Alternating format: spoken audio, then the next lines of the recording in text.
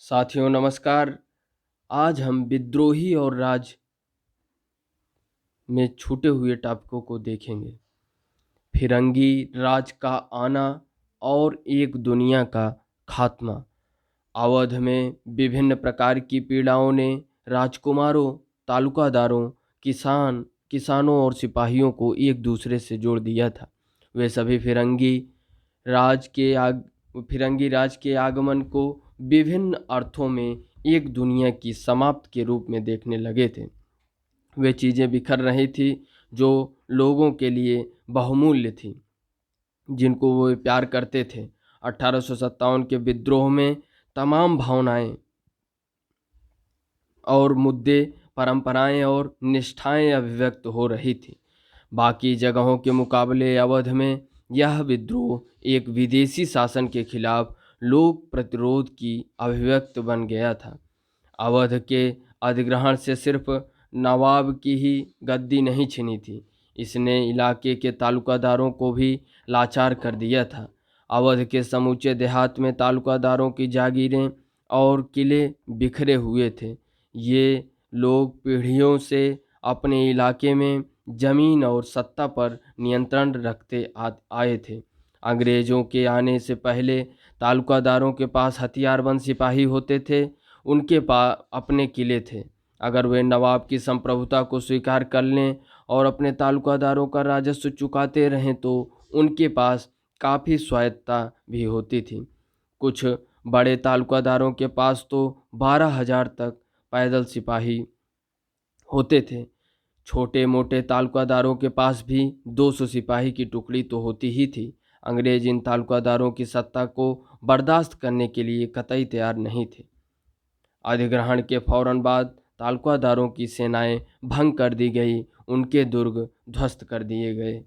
British भू राजस्व नीति ने तालुकादारों की हैसियत व सत्ता को और चोट पहुंचाई। अधिग्रहण के बाद 1856 में एक मुश्त बंदोबस्त के नाम से ब्रिटिश भू राजस्व व्यवस्था लागू कर दी गई।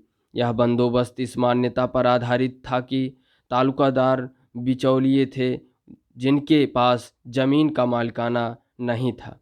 उन्होंने बल बल और धोखाधड़ी के जरिए अपना प्रभुत्व स्थापित किया हुआ था। एक मुश्त बंदोबस्त में तालुकादारों को उनकी जमीनों से बेदखल किया जाने लगा। आंकड़ों से पता चलता है कि अंग्रेजों के आने से पहले तालुकादारों के पास अवध के 67% गांव थे। एक मुश्त बंदोबस्त के लागू होने के बाद यह संख्या घटकर 38% रह गई। दक्षिण अवध के तालुकादारों को सबसे बुरी मार पड़ी। कुछ के तो आधे से ज़्यादा गांव हाथ से जाते रहे। ब्रिटिश भू राजस्व अधिकारियों का मानना था कि तालुकादारों को हटाकर वे जमीन असली मालिकों के हाथ में सौंप देंगे, जिससे किसानों के शोषण में कमी आएगी और राजस्व वसूली में इजाफा होगा। वास्तव में ऐसा नहीं हुआ। भू राजस्व वसूली में तो इजाफा हुआ, लेकिन किसानों के बोझ में कमी नहीं आई।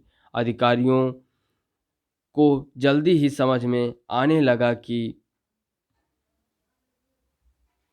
चित्र में देख लीजिए, अवध का एक जमींदार 1880। अधिकारियों को जल्द ही समझ में आने लगा कि अवध के बहुत सारे इलाके का मूल्य निर्धारण बहुत बढ़ा चढ़ा कर किया गया था। कुछ स्थानों पर तो राजस्व मांग में 30 से 70% तक इजाफा हो गया था। यानी ना तो तालुकादारों के पास और ना ही काश्तकारों के पास इस अधिग्रहण पर खुशी जताने का कोई कारण था। तालुकादारों की सत्ता छीनने का नतीजा यह हुआ कि एक पूरी सामाजिक व्यवस्था भंग हो गई। निष्ठा और संरक्षण के जिन बंधनों से किसान तालुकादारों के साथ बंधे हुए थे, वे अस्त व्यस्त हो गए। अंग्रेजों से पहले तालुकादार ही जनता का उत्पीड़न करते थे, लेकिन जनता की नज़र में बहुत सारे तालुकादार दयालु अभिभावक की छवि भी रखते थे।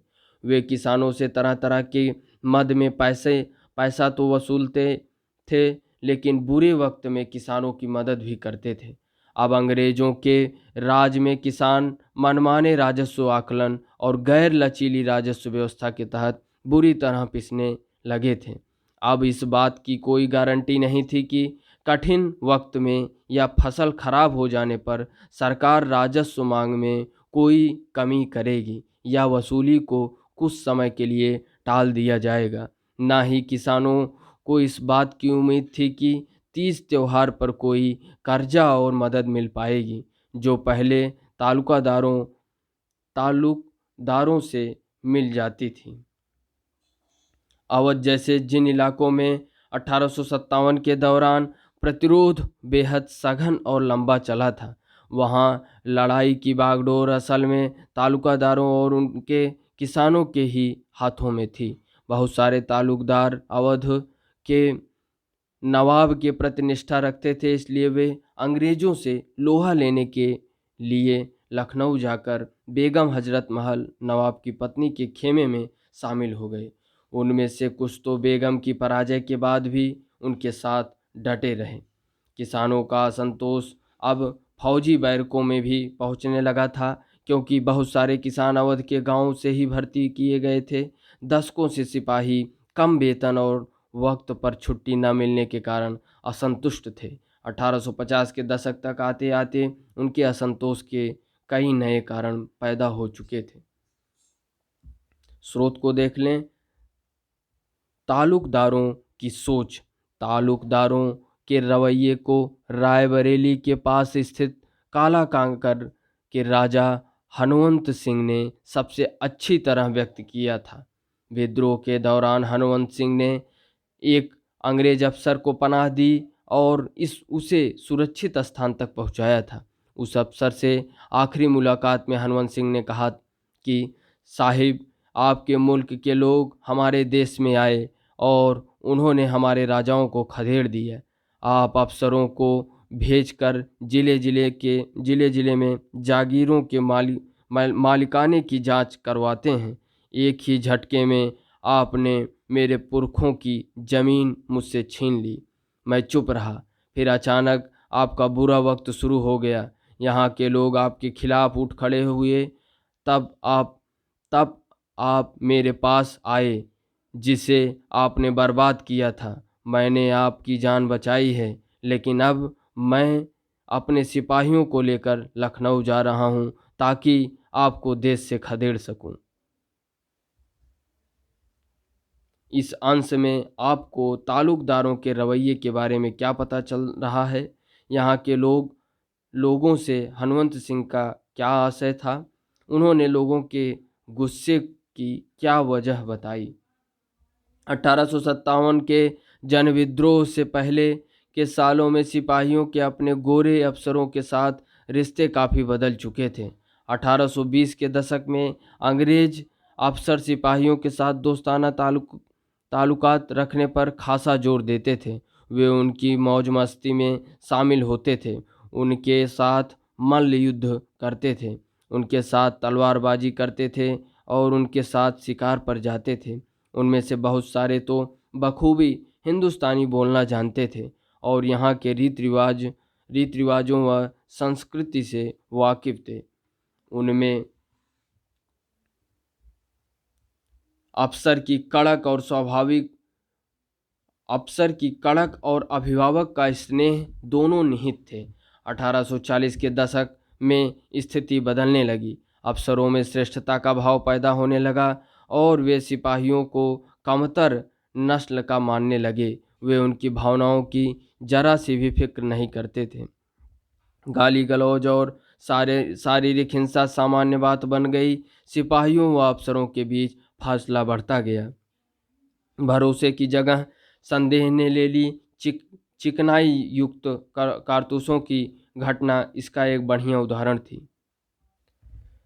1840 के दशक में स्थिति बदलने लगी। अफसरों में श्रेष्ठता का भाव पैदा होने लगा और वे सिपाहियों को कमतर नस्ल का मानने लगे। वे उनकी भावनाओं को की जरा सी फिक्र नहीं करते थे। गाली गलौज और शारीरिक हिंसा सामान्य बात बन गई।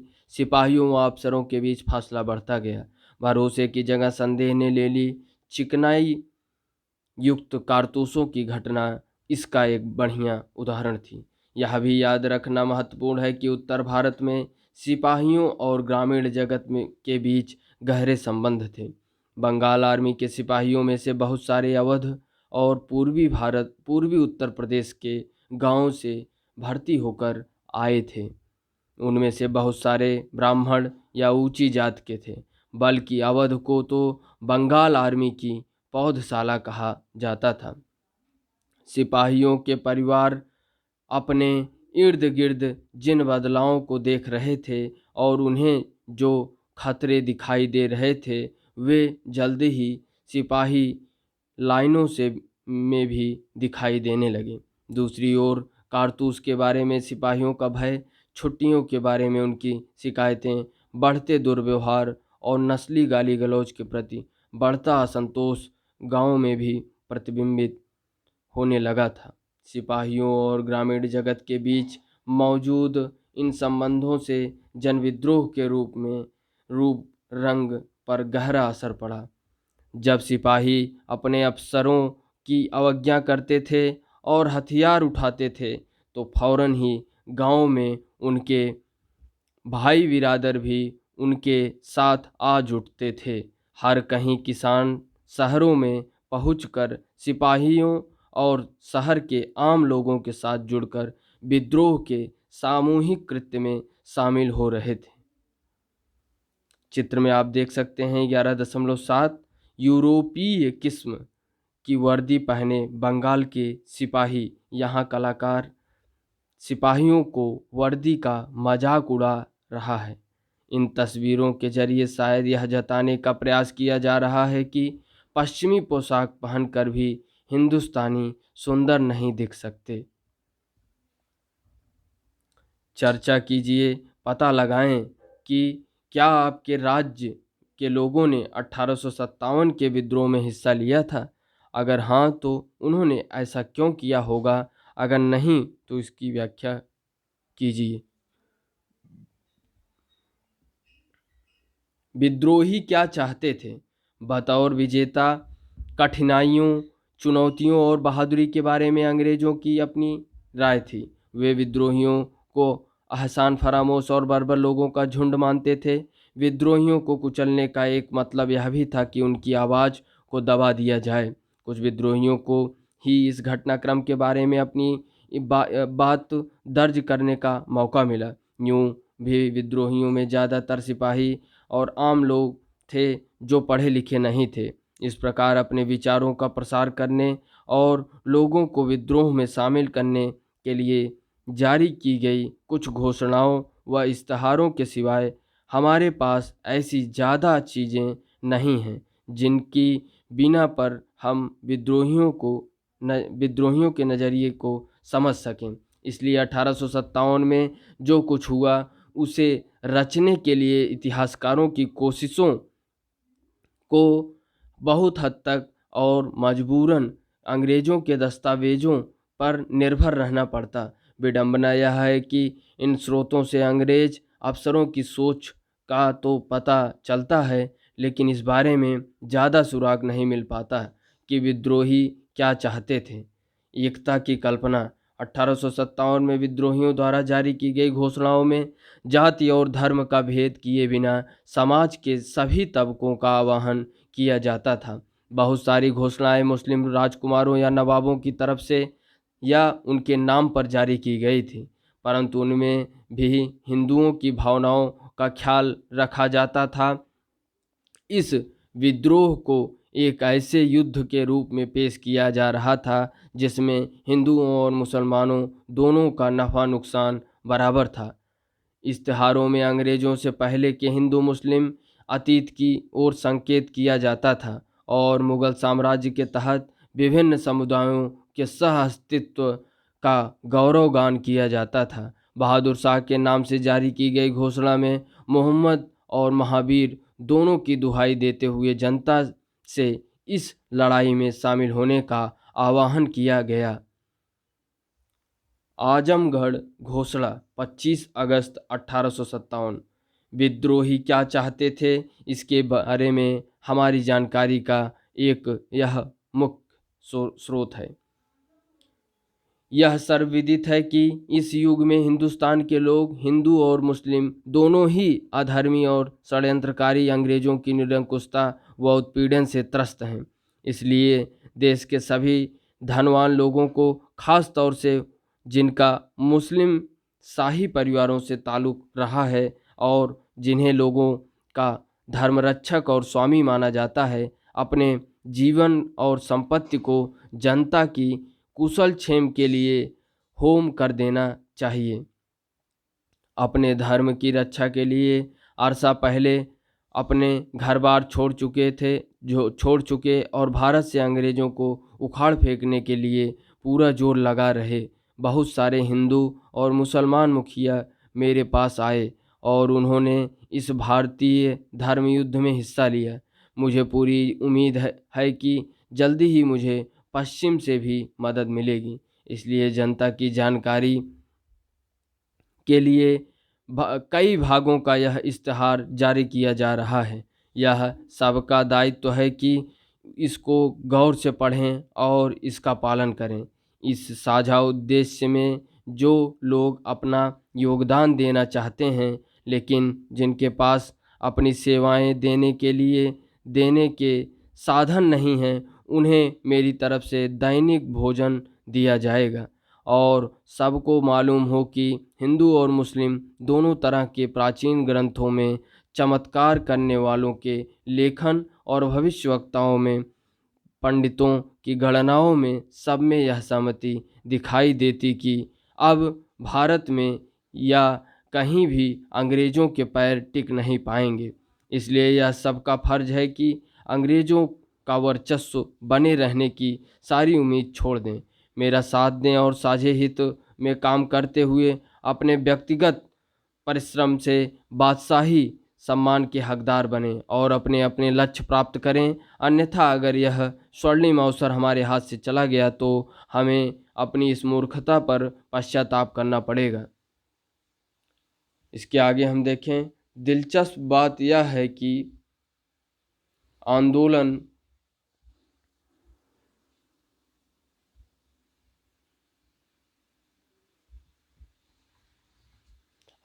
में हिंदू मुसलमान के बीच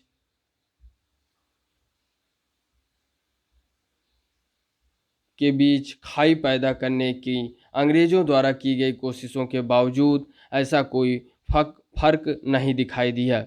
अंग्रेज़ शासन ने दिसंबर 1857 में पश्चिमी उत्तर प्रदेश स्थित बरेली के हिंदुओं को मुसलमान के खिलाफ भड़काने के लिए 50,000 रुपये खर्च किए। उनकी यह कोशिश नाकामयाब रही।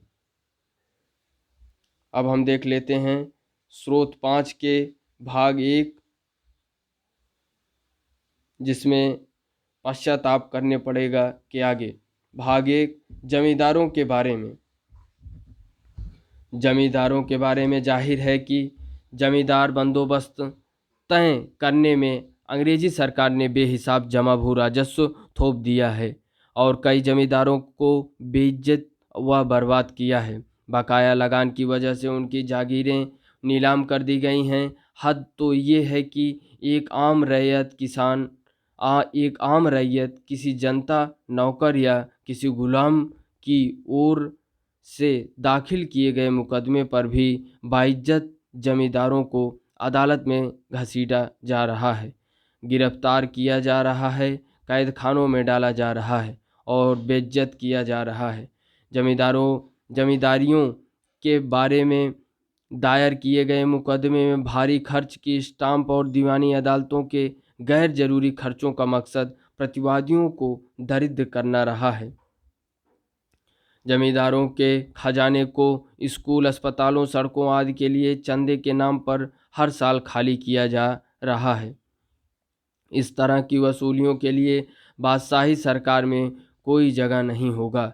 जमा हल्का रहेगा, जमींदारों के हितों की रक्षा की जाएगी और हर जमींदार को अपनी जमींदारी में अपने ढंग से शासन करने का अधिकार होगा। भाग 2, व्यापारियों के बारे में। इस अधर्मी और षड्यंत्रकारी ब्रिटिश सरकार ने नील, कपड़े, जहाज व्यवसाय जैसी तमाम बेहतरीन और बहुमूल्य चीज़ों के व्यापार पर एकाधिकार स्थापित कर लिया है। अब छोटी-मोटी चीज़ों का व्यापार ही लोगों के लिए रह गया है। डाक खर्चे, नाका वसूली और स्कूलों के लिए चंदे के नाम पर व्यापारियों के मुनाफे में से सेध मारी जा रही है। इन तमाम रियायतों के बावजूद व्यापारियों को 2 कौड़ी के आदमी की शिकायत पर गिरफ्तार किया जा सकता है, बेइज्जत किया जा सकता है। जब बादशाही सरकार बनेगी तो इन सारे फरेबी और तौर तरीकों को ख़त्म कर दिया जाएगा और ज़मीन व पानी दोनों रास्तों से होने वाला हर चीज़ का व्यापार भारत के देसी व्यापारियों के लिए खोल दिया जाएगा। इसलिए यह हर व्यापारी की जिम्मेदारी है कि वह इस जंग में हिस्सा लें और बादशाही सरकार की हर इंसानी और माली मदद करें। भाग 3 सरकारी कर्मचारियों के बारे में। अब यह राज्य की बात नहीं है कि अंग्रेज सरकार के तहत प्रशासनिक और सैनिक सेवाओं में भर्ती होने वाले भारतीय लोगों को इज्जत नहीं मिलती है, उनकी तनख्वाह कम होती है और उनके पास कोई ताकत नहीं होती। दोनों महकमों में प्रतिष्ठा और पैसे वाले सारे पद सिर्फ अंग्रेज को मिलते हैं। इसलिए ब्रिटिश सेवा में काम करने वाले तमाम भारतीयों को अपने मजहब और हित पर ध्यान देना चाहिए और अंग्रेज के प्रति अपनी वफादारी छोड़कर बादशाही सरकार का साथ देना चाहिए। उन्हें फ़िलहाल 200 और 300 रुपये प्रतिमाह की तनख्वाह मिलेगी और भविष्य में ऊंचे ओहदों की उम्मीद रखें। भाग 4 कारीगरों के बारे में। इसमें कोई शक नहीं है कि इंग्लैंड में बनी चीज़ों को लाकर यूरोपियों ने हमारे बुनकरों, सूती वस्त्र बनाने वालों, बढ़ियों, लोहारों और मोचियों आदि को बेरोजगार कर दिया है। उनमें काम धंधों पर इस तरह कब्जा जमा लिया है कि देसी कारीगरों की हर श्रेणी भिखमंगों की हालत में पहुंच गई है। बादशाही सरकार में देसी कारीगरों की राजाओं और अमीरों की सेवा में तैनात किया जाएगा। इससे निसंदेह उनकी उन्नति होगी। इसलिए इन कारीगरों को अंग्रेज़ों की सेवा छोड़ देनी चाहिए। भाग 5 पंडितों, फकीरों और अन्य ज्ञानी व्यक्तियों के बारे में। पंडित और फकीर क्रमशः हिंदू और मुसलमान धर्मों के अभिभावक हैं। यूरोपीय दोनों धर्मों के शत्रु हैं और क्योंकि फिलहाल धर्म के कारण ही अंग्रेज़ों के खिलाफ एक युद्ध छिड़ा हुआ है, इसलिए पंडितों और फकीरों का फर्ज है कि वे खुद को मेरे सामने पेश करें और इस पवित्र युद्ध में अपना हिस्सा निभाएं। इस घोषणा में ब्रिटिश शासन के खिलाफ कौन से मुद्दे उठाए गए हैं, प्रत्येक तबके के बारे में दिए गए भाग को ध्यान से पढ़िए। घोषणा की भाषा पर ध्यान दीजिए और देखिए कि उनमें कौन सी भावनाओं पर जोर दिया जा रहा है। सिपाही क्या सोचते थे। सिपाही क्या सोचते थे। विद्रोही सिपाहियों की एक अर्जी जो बच गई। एक सदी पहले अंग्रेज हिंदुस्तान आए और धीरे धीरे यहाँ फौजी टुकड़ियाँ बनाने लगे। इसके बाद वे हर राज्य के मालिक बन बैठे। हमारे पुरखों ने सदा उनकी सेवा की और हम भी उनकी नौकरी में आए। ईश्वर की कृपा से और हमारी सहायता से अंग्रेज़ों ने जो चाहा वो इलाका जीत लिया। उनके लिए हमारे जैसे हजारों हिंदुस्तानी जवानों को अपनी कुर्बानी देनी पड़ी, लेकिन न हमने कभी पैर पीछे खींचे, न कोई बहाना बनाया और न ही कभी बगावत के रास्ते पर चले। लेकिन सन 1857 में अंग्रेज़ों ने ये हुक्म जारी कर दिया कि अब सिपाहियों को इंग्लैंड से नए कारतूस और बंदूकें दी जाएंगी। नए कारतूस में गाय और सूअर की चर्बी मिली हुई है और गेहूं के आटे में हड्डियों का चूरा मिलाकर खिलाया जा रहा है। ये चीज़ें पैदल सेना, घुड़सवारों और गोल अंदाज फौज की हर रेजिमेंट में पहुंचा दी गई। उन्होंने ये कारतूस थर्ड लाइट कैवेलरी के सवारों घुड़सवार सैनिक को दिए और उन्हें दांतों से खींचने के लिए कहा।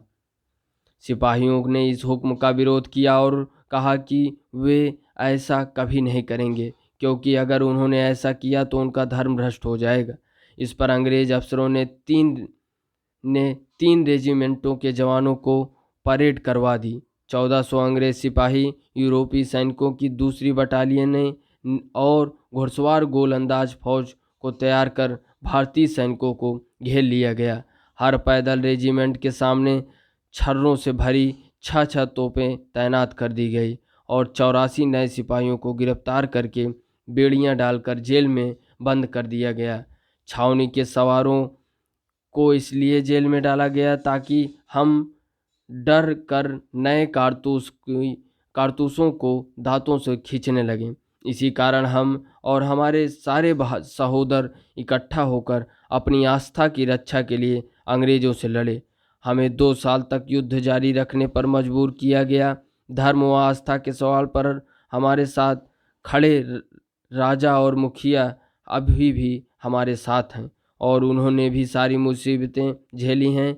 हम 2 साल तक इसलिए लड़े ताकि हमारा अकायद, आस्था और मजहब दूषित न हो। अगर एक हिंदू या मुसलमान का धर्म ही नष्ट हो गया तो दुनिया में बचेगा क्या? इस अर्जी में सैनिक विद्रोह के जो कारण बताए गए उनकी तुलना तालुकदार द्वारा बताए गए स्रोत 3 के साथ कीजिए। उत्पीड़न के प्रतीकों के खिलाफ। इन घोषणाओं में ब्रिटिश राज, जिसे विद्रोही फिरंगी राज कहते थे, से संबंधित हर चीज को पूरी तरह खारिज किया जा रहा था। देसी रियासतों पर कब्जे और समझौतों का उल्लंघन करने के लिए अंग्रेजों की निंदा की जाती थी। विद्रोही नेताओं का कहना था कि अंग्रेजों पर भरोसा नहीं किया जा सकता। लोगों को इस बात पर गुस्सा था कि ब्रिटिश भू राजस्व व्यवस्था ने बड़े बड़े भूस्वामियों को जमीन से बेदखल कर दिया था और विदेशी व्यापारों ने दस्तकारों और बुनकरों को तबाह कर डाला था। ब्रिटिश शासन के हर पहलू पर निशाना साधा जाता था। फिरंगियों पर स्थापित और सुंदर जीवन शैली को नष्ट करने का आरोप लगाया जाता था। विद्रोही अपनी उस दुनिया को दोबारा बहाल करना चाहते थे। विद्रोही उद्घोषणाएं इस व्यापक डर को व्यक्त करती थी कि अंग्रेज हिंदुओं और मुसलमानों की जाति और धर्म को नष्ट करने पर तुले हैं और वे लोगों को ईसाई बनाना चाहते हैं। इसी डर की वजह से लोग चल रही अफवाहों और भरोसा करने लगे। लोगों को प्रेरित किया गया कि वे इकट्ठे मिलकर अपने रोजगार, धर्म, इज्जत और अस्मिता के लिए लड़ें। यह व्यापक सार्वजनिक भलाई की लड़ाई होगी। जैसे कि हम देख चुके हैं कि बहुत सारे स्थानों पर अंग्रेजों के खिलाफ विद्रोह उन तमाम ताकतों के विरुद्ध हमले की शक्ल ले लेता था जिनको अंग्रेजों के हिमायती या जनता का उत्पीड़क समझा जाता था। कई दफ़ा विद्रोही शहर के संभ्रांत को जानबूझकर बेइज्जत करते थे। गांव में उन्होंने सूदखोरों के बही खाते जला दिए और उनके घर तोड़ फोड़ डाले। इससे पता चला कि विद्रोही तमाम उत्पीड़कों के खिलाफ थे और परंपरागत सोपानों, ऊंच नीच को खत्म करना चाहते थे। इसमें हमें एक वैकल्पिक दृश्य, संभवतः एक ज़्यादा समतापरक समाज की कल्पना दिखाई देती है, पर यह सोच उनकी घोषणाओं में नहीं दिखाई देती। उनमें तो फिरंगी राज के खिलाफ तमाम सामाजिक समूहों को एकजुट करने का ही आह्वान किया जाता था। वैकल्पिक सत्ता की तलाश। ब्रिटिश शासन ध्वस्त हो जाने के बाद दिल्ली, लखनऊ और कानपुर जैसे स्थानों पर विद्रोहियों ने एक प्रकार की सत्ता और शासन संरचना स्थापित करने का प्रयास किया। बेशक यह प्रयोग ज़्यादा समय तक नहीं चला, लेकिन इन कोशिशों से पता चलता है कि विद्रोही नेता 18वीं सदी के पूर्व ब्रिटिश दुनिया को पुनर्स्थापित करना चाहते थे। इन नेताओं ने पुरानी दरबारी संस्कृति का सहारा लिया, विभिन्न पदों पर नियुक्तियां की, भू राजस्व वसूली और सैनिकों के वेतन के भुगतान का इंतजाम किया गया। लूटपाट बंद करने के लिए हुक्मनामे जारी किए गए। इसके साथ साथ अंग्रेजों के खिलाफ युद्ध जारी रखने की योजनाएं भी बनाई गई। सेना की कमान श्रृंखला तय की गई। इन सारे प्रयासों में विद्रोही 18वीं सदी के मुगल जगत से ही प्रेरणा ले रहे थे। यह जगत उन तमाम चीज़ों का प्रतीक बन गया जो उनसे छिन चुकी थी। विद्रोही द्वारा स्थापित शासन संरचना का प्राथमिक उद्देश्य युद्ध की ज़रूरतों को पूरा करना था, लेकिन ज़्यादातर मामले में ये संरचनाएं अंग्रेज़ों की मार बर्दाश्त नहीं कर पाई। अवध में अंग्रेज़ों के खिलाफ प्रतिरोध सबसे लंबा चला। वहीं लखनऊ दरबार द्वारा जवाबी हमले की योजनाएं बनाई जा रही थी और 1857 के आखिर तक तथा 1858 के शुरुआती महीनों तक हुक्म की श्रेणियां वजूद में थीं। अब हम देख लें, गतिविधि में चर्चा कीजिए। आपकी राय में विद्रोहियों के नज़रियों के पुनः निर्मित करने में इतिहासकारों के सामने कौन सी मुख्य समस्याएं आती हैं? दमन। 1857 के बारे में हमारे पास जो भी विवरण मौजूद हैं, उनसे यह साफ हो जाता है कि इस विद्रोह को कुचलना अंग्रेज़ों के लिए आसान साबित नहीं हुआ। उत्तर भारत को दोबारा जीतने के लिए टुकड़ियों को रवाना करने से पहले अंग्रेज़ों ने उपद्रव शांत करने के लिए फौजियों की आसानी के लिए कई कानून पारित कर दिए थे। मई और जून 1857 में पारित किए गए कानून के जरिए न केवल समूचे उत्तर भारत में मार्शल लागू कर दिया गया, बल्कि फौजी अफसरों और यहाँ तक कि आम अंग्रेज़ों को भी ऐसे हिंदुस्तानियों पर मुकदमा चलाने और उनको सज़ा देने का अधिकार दे दिया गया जिन पर विद्रोह में शामिल होने का शक था। कहने का मतलब यह है कि कानून और मुकदमे की सामान्य प्रक्रिया रद्द कर दी गई थी और यह स्पष्ट कर दिया गया था कि विद्रोह की केवल एक ही सज़ा हो सकती है, सजाए मौत। इसके आगे हम देखें स्रोत 7, विद्रोही ग्रामीण अवध क्षेत्र से रिपोर्ट भेजने वाले एक अफसर ने लिखा, अवध के लोग उत्तर से जोड़ने वाली संचार लाइन पर जोर बना रहे हैं। अवध के लोग गांव वाले हैं। ये गांव वाले यूरोपियों की पकड़ में से बिल्कुल बाहर हैं। पल में बिखर जाते हैं, पल में फिर जुट जाते हैं। शासकीय अधिकारियों का कहना है कि इन गांव वालों की संख्या बहुत बड़ी है और उनके पास बाकायदा बंदूकें हैं। इस विवरण के अनुसार गांव वालों से निपटने में अंग्रेज़ों को किन मुश्किलों का सामना करना पड़ा। आप चित्र में देख सकते हैं कि विद्रोह के प्रमुख केंद्र कौन कौन से थे। जहां तीर वाले निशान पर अंग्रेज़ों की बढ़त थी, यहाँ विद्रोह के महत्वपूर्ण केंद्र दिखाए गए हैं। विद्रोहियों पर ब्रिटिश हमलों के मार्गों को भी दर्शाया गया है।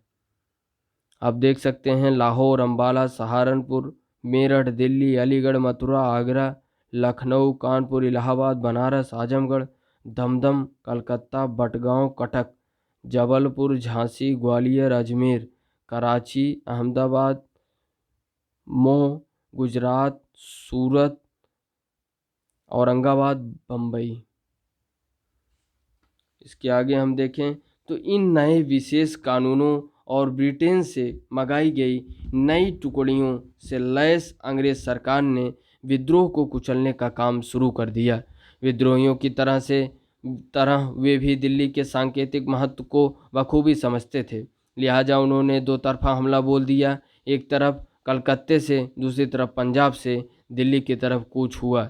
हालांकि पंजाब कमोबेश शांत था। दिल्ली को कब्जे में लेने की अंग्रेज़ों की कोशिश जून 1857 में बड़े पैमाने पर शुरू हुई, लेकिन यह मुहिम सितंबर के आखिर में जाकर पूरी हो पाई। दोनों तरफ से जमकर हमले किए गए दोनों पक्षों को भारी नुकसान उठाना पड़ा।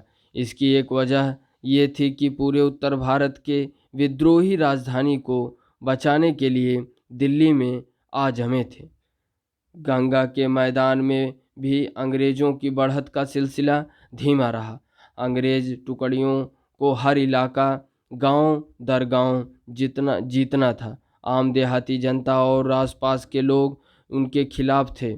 जैसे ही उन्होंने अपनी उपद्रव विरोधी कार्रवाई शुरू की, अंग्रेज़ों को एहसास हो गया कि उनका सामना सिर्फ सैनिक विद्रोह से नहीं है, वे ऐसे आंदोलन से जूझ रहे हैं जिसके पीछे बेहिसाब जनसमर्थन मौजूद है। उदाहरण के लिए अवध में फारसित नाम के एक अंग्रेज अफसर का अनुमान था कि कम से कम 3/4 वयस्क पुरुष आबादी विद्रोह में शामिल थी। इस इलाके को लंबी लड़ाई के बाद मार्च 1858 में जाकर ही अंग्रेज दोबारा अपने नियंत्रण में ले पाए। अंग्रेजों ने सैनिक ताकत को भयानक पैमाने पर इस्तेमाल किया, लेकिन यह उनका एकमात्र हथियार नहीं था। वर्तमान उत्तर प्रदेश के एक विशाल भूभाग में बड़े भूस्वामियों और काश्तकारों ने मिलकर अंग्रेजों का विरोध किया। अंग्रेजों ने इस एकता को तोड़ने के लिए बड़े जमींदारों को आश्वासन दिया। चित्र में आप देख लें, दिल्ली रिज पर स्थित एक मस्जिद, फेलिस बिएतो द्वारा लिया गया चित्र 1857 से 58। 1857 के बाद ब्रिटिश फोटोग्राफरों ने तबाही और ध्वंस की असंख्य तस्वीरें उतारी थी। चित्र 11.9 को देख लें, सिकंदरा बाग, चित्रकार फेलिस बिएतो 1858। यहाँ हमें एक ज़माने में नवाब वाजिद अली शाह द्वारा बनवाए गए रंग बाग प्लेजर गार्डन के खंडहरों में 4 आदमी दिखाई दे रहे हैं। 1857 में इसकी रक्षा करने वाले 2000 से ज़्यादा विद्रोही सिपाहियों को कैंपबेल के नेतृत्व में ब्रिटिश सैनिकों ने मार डाला था। अहाते में पड़े नरकंकाल विद्रोह की निरर्थकता की एक ठंडी चेतावनी देते हैं। अब हम इसके आगे देखें तो अंग्रेजों ने इस एकता को तोड़ने के लिए बड़ी जमींदारों को आश्वासन दिया कि उन्हें उनकी जागीरें लौटा दी जाएंगी। विद्रोह का रास्ता अपनाने वाले जमींदारों को जमीन से बेदखल कर दिया गया और जो वफादार थे उन्हें इनाम दिए गए। बहुत सारे जमींदार या तो अंग्रेजों से लड़ते लड़ते मारे गए या भाग कर नेपाल चले गए, जहां उन्होंने बीमारी व भूख से दम तोड़ दिया। विद्रोह की छवियां। हम इस विद्रोहियों की गतिविधियों और उन पर किए गए दमन के तरीकों के बारे में किस तरह जान सकते हैं। जैसा कि हम पीछे देख चुके हैं, विद्रोहियों की सोच के बारे में हमारे पास बहुत कम दस्तावेज मौजूद हैं। हमारे पास विद्रोहियों की कुछ घोषणाएं, अधिसूचनाएं तथा नेताओं के पत्र हैं, लेकिन अब तक ज़्यादातर इतिहासकार अंग्रेज़ों द्वारा लिखे गए दस्तावेजों की रोशनी में ही विद्रोहियों की कार्रवाइयों पर चर्चा करते आ रहे हैं। यह तो है ही कि इस बारे में सरकारी ब्यौरों की कमी नहीं है। औपनिवेशिक प्रशासकों और फौजी अपनी चिट्ठियों, डायरियों, आत्मकथाओं और सरकारी इतिहासों में अपने अपने ब्यौरे दर्ज कर गए हैं। असंख्य मेमो और नोट्स, परिस्थितियों के आकलन एवं विभिन्न रिपोर्टों के जरिए भी हम सरकारी सोच और अंग्रेज़ों के बदलते रवैये को समझ सकते हैं। आज इनमें से बहुत सारे दस्तावेजों को सैनिक विद्रोह रिकॉर्ड्स पर केंद्रित खंडों में संकलित किया जा चुका है। ये दस्तावेज हमें अफसरों के भीतर मौजूद भय और बेचैनी तथा विद्रोहियों के बारे में उनकी सोच का पता देते हैं। ब्रिटिश अखबारों और पत्रिकाओं में इस विद्रोह की जो कहानियाँ छपी, उनमें सैनिक विद्रोहियों द्वारा की गई हिंसा को बड़े लोमहर्षक शब्दों में छापा जाता था। ये कहानियाँ जनता की भावनाओं को भड़काती थी तथा प्रतिशोध और सबक सिखाने की मांगों को हवा देती थी। अंग्रेजों और भारतीयों द्वारा तैयार की गई तस्वीरें सैनिक विद्रोह का एक महत्वपूर्ण रिकॉर्ड रही हैं। इस विद्रोह के बारे में कई चित्र, पेंसिल से बने रेखांकन, उत्कीर्ण चित्र, पोस्टर, कार्टून और बाजार प्रिंट उपलब्ध हैं। आइए उनमें से कुछ को देखें और जानें कि वे हमें क्या बताते हैं। रक्षकों का अभिनंदन। अंग्रेजों द्वारा बनाई तस्वीर को देखने पर तरह तरह की भावनाएं और प्रतिक्रियाएं पैदा होती हैं। उनमें से कुछ में अंग्रेजों को बचाने और विद्रोहियों को कुचलने वाले अंग्रेज नायकों का गुणगान किया गया है।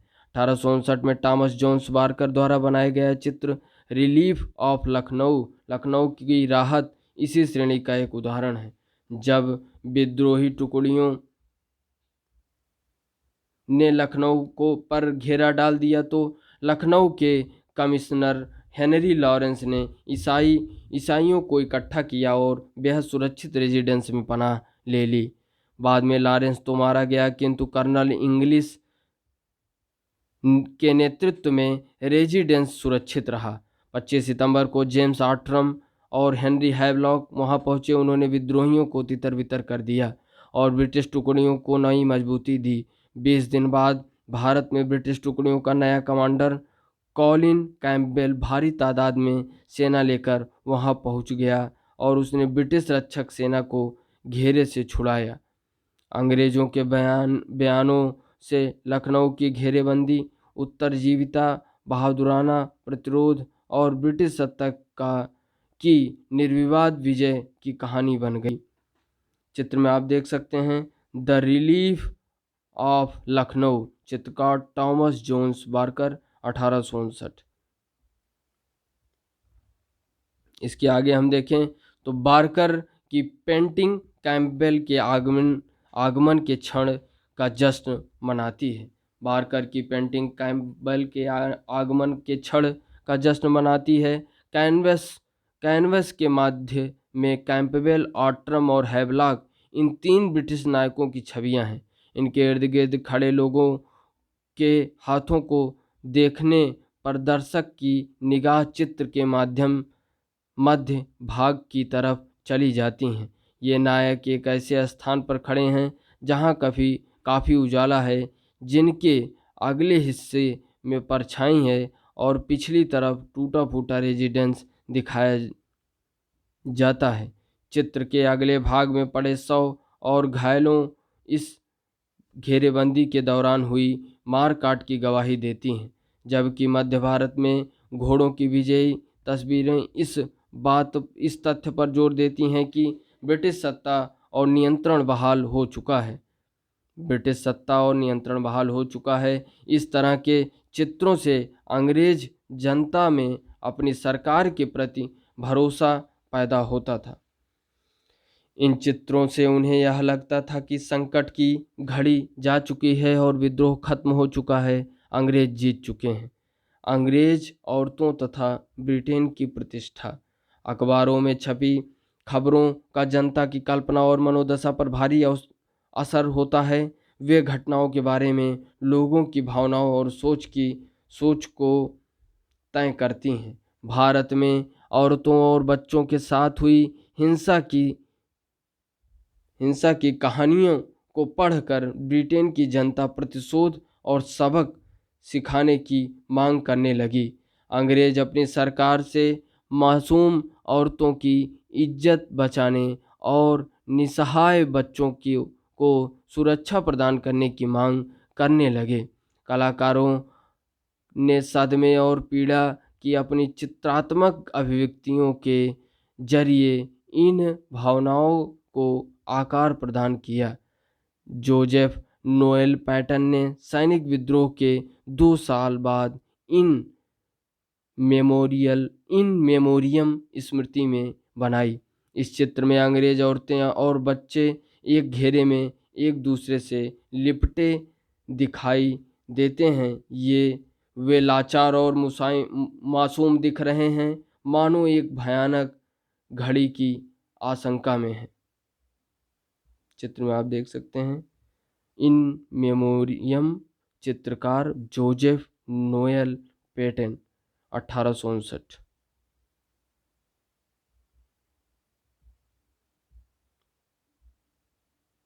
चित्र 11.12 को ध्यान से देखें। कानपुर में सिपाहियों से अपनी रक्षा करती मिस व्हीलर।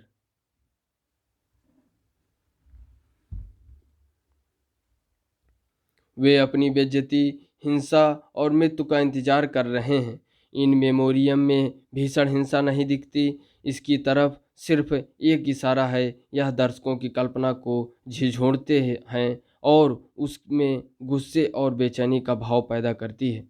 इसमें विद्रोहियों को हिंसक और बर्बर बताया गया है, हालांकि वे चित्र में अदृश्य हैं। पृष्ठभूमि में आप ब्रिटिश टुकड़ियों को रक्षक के तौर पर आगे बढ़ते देख सकते हैं। कुछ अन्य रेखा चित्रों व पेंटिंग्स में हमें औरतें अलग तेवर में दिखाई देती हैं। इनमें वे विद्रोहियों के हमले से अपना बचाव करती हैं हुई नजर आती हैं। उन्हें वीरता की मूर्ति के रूप में दर्शाया गया है। में 11.12 में मिस व्हीलर मध्यम में दृढ़तापूर्वक खड़ी हैं। वह अकेले ही विद्रोहियों की मौत की नींद सुलाते हुए अपनी इज्जत की रक्षा करती हैं। तमाम ब्रिटिश चित्रों की तरह यहाँ भी विद्रोहियों को दानवों के रूप में दर्शाया गया है। यहाँ 4 कद्दावर आदमी हाथों में तलवार और बंदूक लिए एक अकेली औरत के ऊपर हमला कर रहे हैं। यहाँ इज्जत और जिंदगी की रक्षा के लिए औरत के संघर्ष की आड़ में दरअसल एक गहरे आर्थिक विचार को प्रस्तुत किया गया है। यह ईसाइयत की रक्षा का संघर्ष है। चित्र में धरती पर पड़ी किताब बाइबिल है।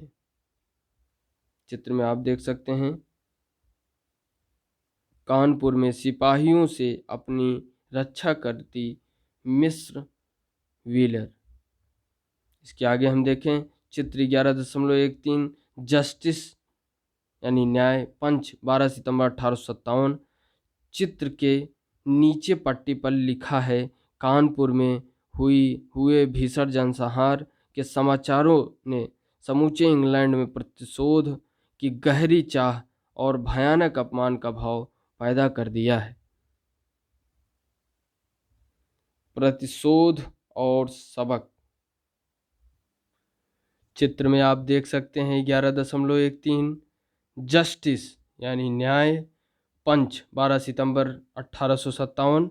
चित्र के नीचे पट्टी पर लिखा है कानपुर में हुए भीषण जनसंहार के समाचार ने समूचे इंग्लैंड में प्रतिशोध की गहरी चाह और भयानक अपमान का भाव पैदा कर दिया है। प्रतिशोध और सबक। जैसे जैसे ब्रिटेन में गुस्से और सख्ते का माहौल बनता गया, बदले की मांग बुलंद होती गई। विद्रोह के बारे में प्रकाशित चित्रों एवं खबरों ने ऐसा माहौल रच दिया जिसमें हिंसक दमन और प्रतिशोध को लाजिमी और वाजिब माना जाने लगा। माहौल ऐसा था मानो न्याय के मूल्यों की रक्षा के लिए ब्रिटिश प्रतिष्ठा और सत्ता को दी जा रही चुनौती को निर्ममता से कुचलना जरूरी था। विद्रोह से आतंकित अंग्रेजों को लगता था कि उन्हें अपनी अपराजयता का प्रदर्शन करना ही चाहिए। ऐसी ही एक तस्वीर 11.13 में आप लोगों ने देखी। चित्र 11.13 में हमें न्याय की एक रूपकात्मक स्त्री छवि दिखाई देती है।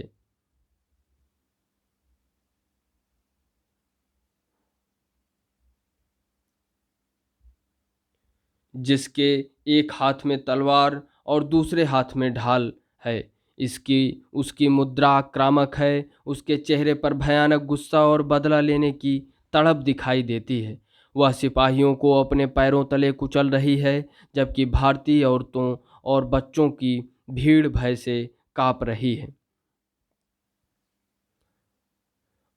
इनके अलावा भी ब्रिटिश प्रेस में असंख्य दूसरी तस्वीरें और कार्टून थे जो निर्मम दमन और हिंसक प्रतिशोध की जरूरत पर जोर दे रहे थे। चित्र 11.14 में देखें। चित्र के नीचे पट्टी पर लिखा है बंगाल टाइगर से ब्रिटिश शेर का प्रतिशोध पंच 1857। तस्वीर से क्या सोच निकलती है? शेर और चीते की तस्वीर के माध्यम से क्या कहने का प्रयास किया गया है? औरत और बच्चे की तस्वीर क्या दर्शाती है?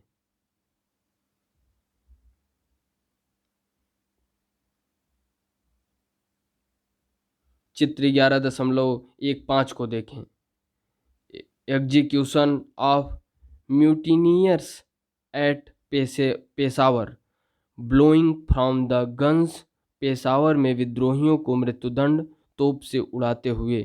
Illustrated London news 3 October 1857। यहाँ मृत्युदंड का दृश्य एक नाटक के रंगमंच जैसा दिखाई देता है। निर्मम सत्ता का नाट्य मंचन। पूरे दृश्य पर वर्दियों में सजे घुड़सवार सैनिक और सिपाही हावी दिखाई देते हैं। उन्हें अपने साथी सिपाहियों की मृत्यु का दृश्य देखना है और विद्रोह के भयानक परिणामों को महसूस करना है। चित्र 11.16 में देखें। Execution of mutineers at Peshawar. Peshawar में विद्रोहियों को मृत्युदंड। Illustrated London news 3 October 1857। मृत्युदंड के इस दृश्य में 12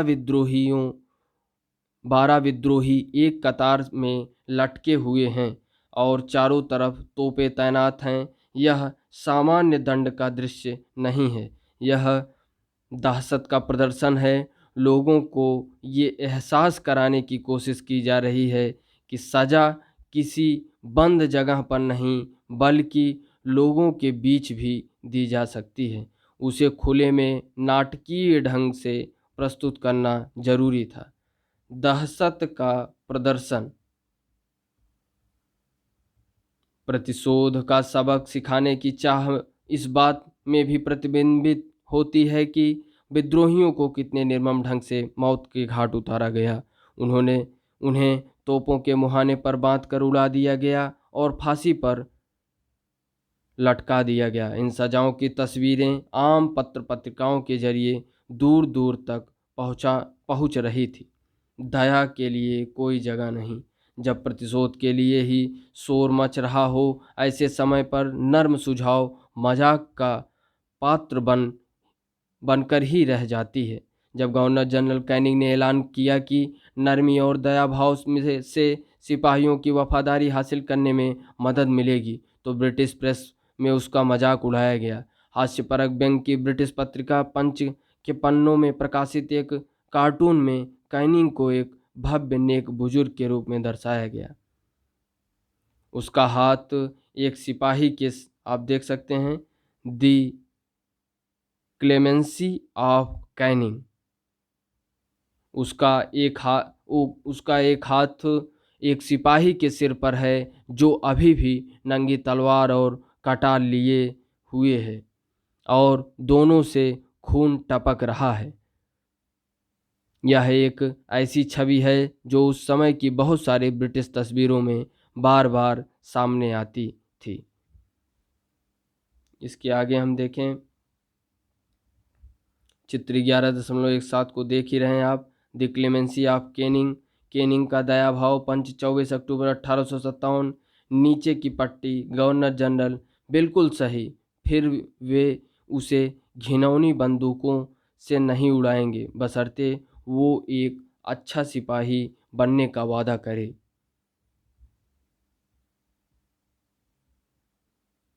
राष्ट्रवादी दृश्य कल्पना।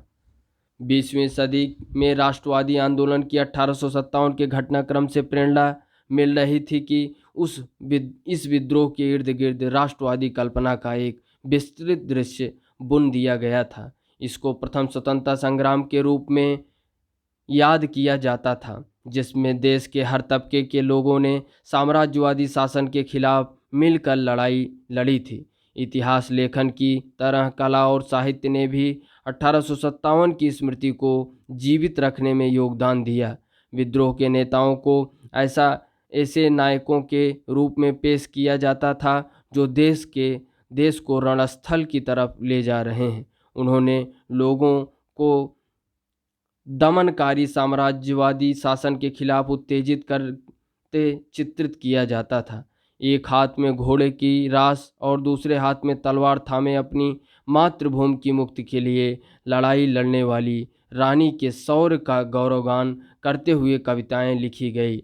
रानी झांसी को एक ऐसी मर्दाना शख्सियत के रूप में चित्रित किया जाता था जो दुश्मनों का पीछा करते हुए और ब्रिटिश सिपाहियों को मौत की नींद सुलाते हुए आगे बढ़ रही है। देश के विभिन्न भागों में बच्चे सुभद्रा कुमारी चौहान की इन पंक्तियों को पढ़ते हुए बड़े हो रहे थे। खूब लड़ी मर्दानी वो तो झांसी वाली रानी थी। लोक छवियों में रानी लक्ष्मीबाई को प्रायः फौजी पोशाक में घोड़े पर सवार और एक हाथ में तलवार लिए दिखाया जाता है, अन्याय और विदेशी शासन के दृढ़ प्रतिरोध का प्रतीक। चित्र में देख सकते हैं 11.18। फिल्मी और पोस्टरों ने रानी लक्ष्मीबाई को की छवि को एक मर्दाना योद्धा के रूप में स्थापित करने में मदद की।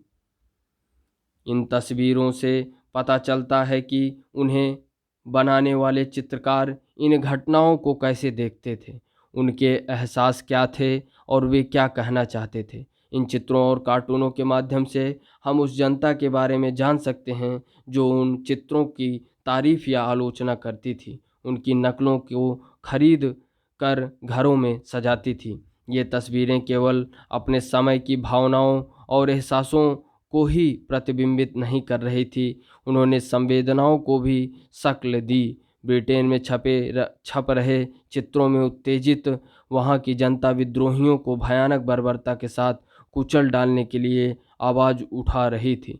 दूसरी तरफ भारतीय राष्ट्रवादी चित्र हमारी राष्ट्रवादी कल्पना की निर्धारित करने में मदद कर रहे थे। चर्चा कीजिए। इस भाग में दिए गए प्रत्येक चित्र के विभिन्न तत्वों की जांच कीजिए और चर्चा कीजिए कि उनके जरिए आपको कलाकार की सोच को पहचानने में कैसे मदद मिलती है। काल रेखा को यदि हम देख लें तो 1801 में अवध में वेलेजली द्वारा सहायक संधि लागू की गई। 1856 में नवाब वाजिद अली शाह को गद्दी से हटाया गया, अवध का अधिग्रहण किया गया। 1856-57 अंग्रेजों द्वारा अवध में एक मुश्त लगान बंदोबस्त लागू। 1857 10 मई मेरठ में सैनिक विद्रोह। 11 से 12 मई दिल्ली रक्षक सेना में विद्रोह। बहादुर शाह सांकेतिक नेतृत्व स्वीकार करते हैं। 20 से 27 मई अलीगढ़, इटावा, मैनपुरी, एटा में सिपाही विद्रोह। 30 मई लखनऊ में विद्रोह। मई जून में सैनिक विद्रोह एक व्यापक जन विद्रोह में बदल गया। 30 जून चिन्हट के युद्ध में अंग्रेजों की हार होती है।